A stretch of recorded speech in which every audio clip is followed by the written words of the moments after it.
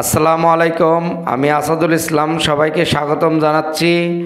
Indian visa বিষয়ক কিছু গুরুত্বপূর্ণ ইনফরমেশন আপনাদের মাঝে শেয়ার করতেছি। আপনারা ইতিমধ্যে জানেন যে আগামী 9 ডিসেম্বর গতকাল ঢাকা সফর করছেন একদিনের সফর ভারতের পররাষ্ট্র মন্ত্রণালয়ের যে সচিব বিক্রম মিশ্রি, তিনি সফর করছেন এবং আমরা আশা করতেছি যে বাংলাদেশ ভারতের সম্পর্ক উন্নতি হবে, এটাই আমরা আশা করি। কারণ আমাদের বাংলাদেশের কিছু মানুষের অনেকের আত্মশোধন আছে এবং অনেকে ট্রিটমেন্ট বিষয়ক, কেউ বিজনেস বিষয়ক, কেউ বিদেশি এম্বাসি ফেস করার জন্য দিল্লিতে যাবে, এরকম বিভিন্ন সমস্যায় জর্জরিত।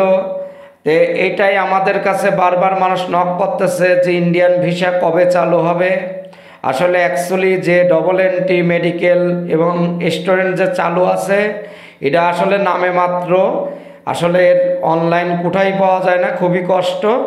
তবে আমরা আশা করতেছি, আমরা যে সূত্রে নিউজগুলো পাইলাম তাতে আগামী জানুয়ারি মাস থেকে ইন্ডিয়ান ভিসা ওপেন হওয়ার চান্স আছে ইনশাল্লাহ, এটাই আমরা আশা করতেছি।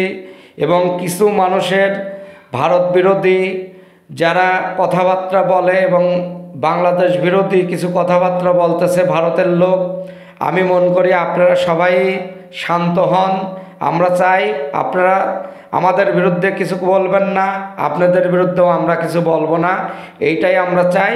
আমরা চাই আপনার পার্শ্ববর্তী দেশ আপনাদের সঙ্গে সুসম্পর্ক হোক, এটাই আমরা কামনা করি। আসসালামু আলাইকুম।